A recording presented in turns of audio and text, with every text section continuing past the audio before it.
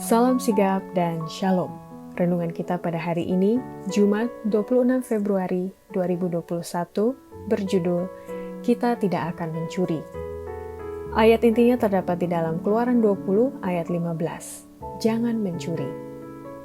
Pena Inspirasi menjelaskan yang dimaksud dengan judul renungan kita pagi ini, kita tidak akan mencuri, sehubungan dengan status kita sebagai putra-putri Allah adalah sebagai berikut.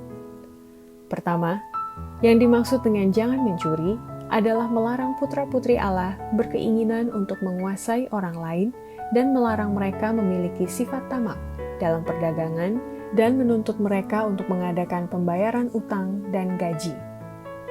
Baik dosa-dosa umum ataupun secara pribadi tercakup dalam hal ini. Undang-undang yang ke-8 ini menghukum penculikan dan soal perbudakan dan melarang peperangan untuk menguasai orang lain. Itu menghukumkan pencurian dan perampokan, yaitu menuntut kejujuran dalam soal-soal yang paling kecil di dalam urusan kehidupan ini. Hukum itu melarang ketamakan dalam perdagangan dan menuntut pembayaran utang dan gaji. Menyatakan bahwa setiap usaha untuk mencari keuntungan bagi diri dari kelalaian, kelemahan, serta kemalangan orang lain dicatat sebagai satu penipuan di dalam buku surga. Kedua, yang dimaksud dengan jangan mencuri adalah putra-putri Allah tidak boleh melakukan perbuatan-perbuatan yang tidak jujur dan termasuk penyimpangan yang sedikit saja dari integritas mereka sebagai putra-putri Allah.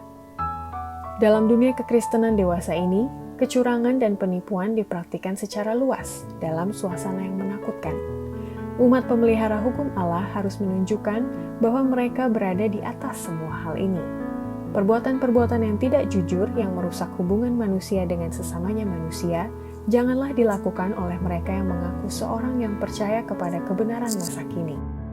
Umat Allah melakukan kerugian besar kepada kebenaran oleh penyimpangan yang sedikit saja dari integritasnya. Ketiga, yang dimaksud dengan jangan mencuri adalah kebijaksanaan putra-putri Allah tidak boleh hanya bergantung pada untung rugi buat kepentingan pribadi mereka saja, tetapi mereka harus lebih menekankan pada kejujuran yang dijadikan pemerintahan yang tertinggi oleh putra-putri Allah pada saat pengambilan keputusan.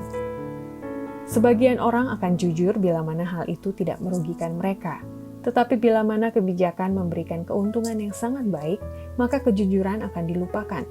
Kejujuran dan kebijakan tidak akan bekerja bersama-sama dalam pikiran yang sama. Pada waktunya, baik kebijakan akan dibuangkan dan kebenaran dan kejujuran akan menjadi pemerintah yang tertinggi.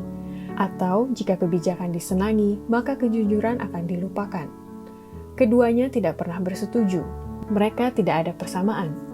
Salah satunya adalah Nabi Baal, yang lain adalah Nabi Allah.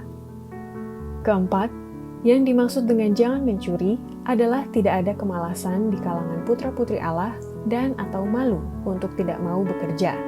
Karena bekerja keras dengan jujur akan mendatangkan kemuliaan dan itu adalah berkat dan bukan kutuk.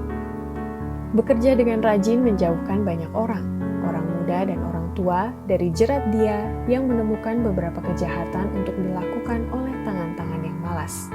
Janganlah ada seorang pun yang malu bekerja, oleh karena bekerja keras dengan jujur mendatangkan kemuliaan.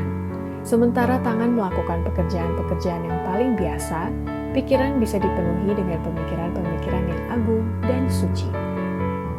Demikianlah renungan kita pada hari ini, kiranya Tuhan memberkati kita semua.